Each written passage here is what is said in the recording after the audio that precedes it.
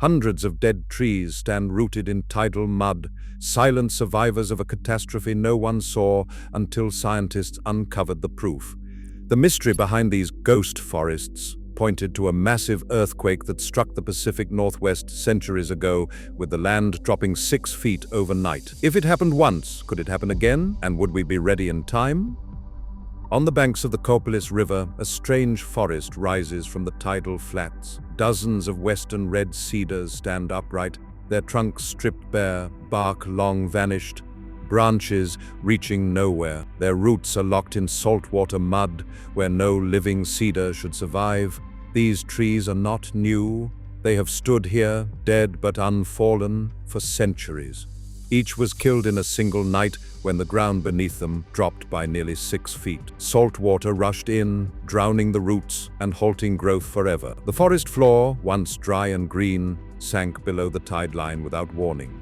The trees themselves became silent witnesses to a disaster that left no written record. No storm or slow erosion could have caused such a sudden change. The land's collapse was so abrupt the cedars had no time to adapt. Today, their ghostly silhouettes remain, a stark reminder that the earth itself can shift in an instant, leaving the living world transformed overnight. Beneath the quiet forests and rocky shores of the Pacific Northwest, 2 giant slabs of the Earth's crust are locked in a slow-motion collision. The Cascadia Subduction Zone stretches for nearly 700 miles, from northern California to the tip of Vancouver Island. Here, the Juan de Fuca Plate, an oceanic plate the size of Michigan, presses relentlessly eastward, disappearing beneath the North American continent. This invisible boundary is part of the Pacific Ring of Fire, a vast chain of faults and volcanoes encircling the ocean. Over centuries, the 2 plates grind together, their edges stuck. Pressure builds foot by foot, year by year, as the continent is slowly squeezed and bent. The land above lifts and strains, storing the energy of countless years. When the locked plates finally slip, the stored energy releases all at once. The result is a mega-thrust earthquake, one of the most powerful forces on the planet.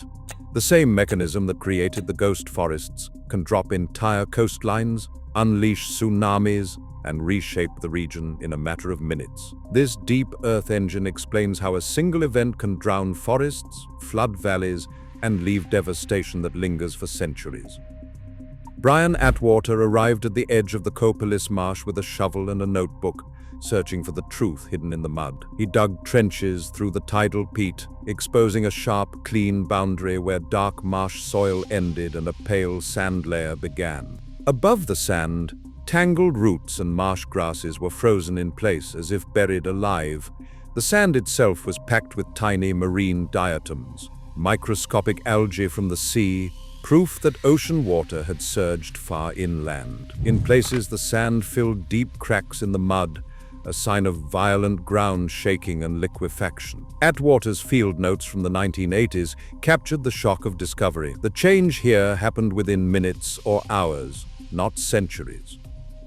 Each core he pulled from the marsh revealed the same story. The sand sheet was too clean, too sudden to be the work of a slow flood or rising tide. It was evidence of a single catastrophic night, a tsunami that swept over the land moments after the ground collapsed. The buried plants and sharp sand contacts left no room for doubt. Atwater's muddy boots and keen eye turned a puzzle of peat and sand into hard evidence of disaster. What remained was to pinpoint when this night of upheaval had struck the coast.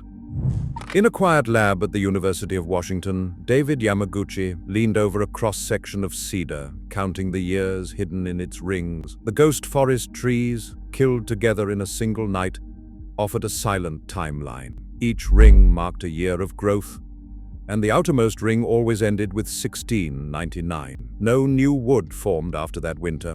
By matching the ring patterns from the dead trees to living red cedars nearby, Yamaguchi narrowed the moment of death to the months just after 1699, evidence the catastrophe struck between late winter and early spring of 1700. While tree rings gave a date, the living memory of the land carried the story further. Along the Pacific coast, Quinault, Ho, and Maka elders passed down accounts of a night when the ground convulsed and the sea vanished, only to return as a wall of water, One Quinault elder recalled ancestors being thrown to the earth, the ocean pouring in where it never had before.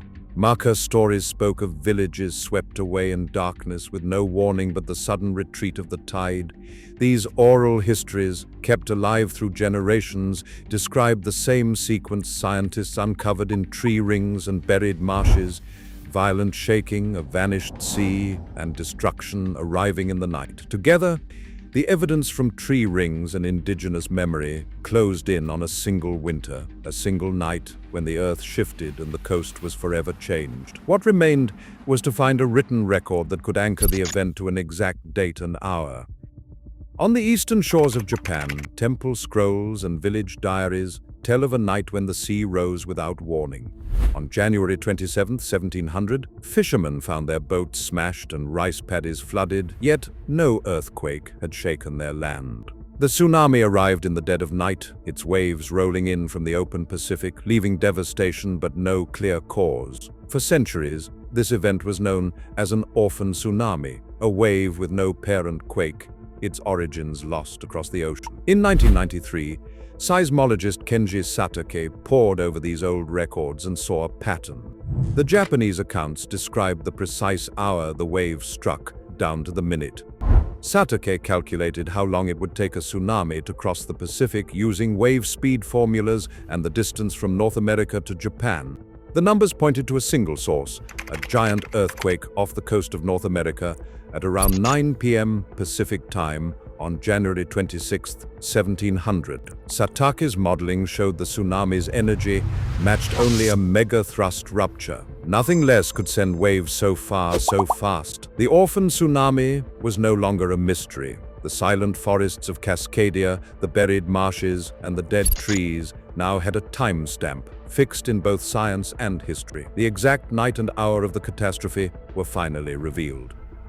Along the ocean floor, a hidden record of disaster stretches the length of the Cascadia subduction zone. Deep sea cores, pulled up by Chris Goldfinger and his team, reveal thick layers of sand and mud, turbidites, deposited all at once by underwater landslides, triggered by the region's largest earthquakes. These layers line up from Northern California to Vancouver Island, proving the 1700 quake ruptured nearly the entire margin. The scale is staggering. Scientists estimate the magnitude reached between 8.7 and 9.2, strong enough to shake cities hundreds of miles apart and send a tsunami racing across the Pacific. Simulations show that a quake of this size can drive waves 10 to 20 meters high onto the coast. In some places, water could arrive in as little as 15 minutes after the ground stops shaking.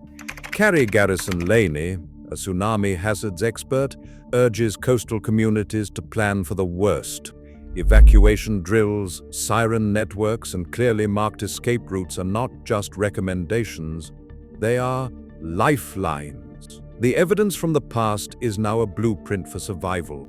Every second counts, and knowing where to go may be the difference between safety and tragedy. In 1996, Japanese records finally matched the silent testimony of the Kopalis ghost forest. A tsunami struck Japan on January the 27th, 1700, traced back to a Cascadia Megaquake at 9 p.m. the night before. Through soil layers, tree rings, indigenous oral histories, and written documents, scientists pieced together evidence of a magnitude 9 earthquake that dropped the Pacific Northwest coast by up to 6 feet in minutes. Yet the precise timing of future Cascadia events and the full variability of their impacts remain uncertain. Today, cities from Northern California to British Columbia prepare for similar quakes, knowing coastal residents may have just 15 minutes to reach high ground before tsunami waves arrive. The facts are clear. Understanding this 300-year-old disaster has transformed emergency planning and highlights the need for continued vigilance along one of North America's most dangerous faults.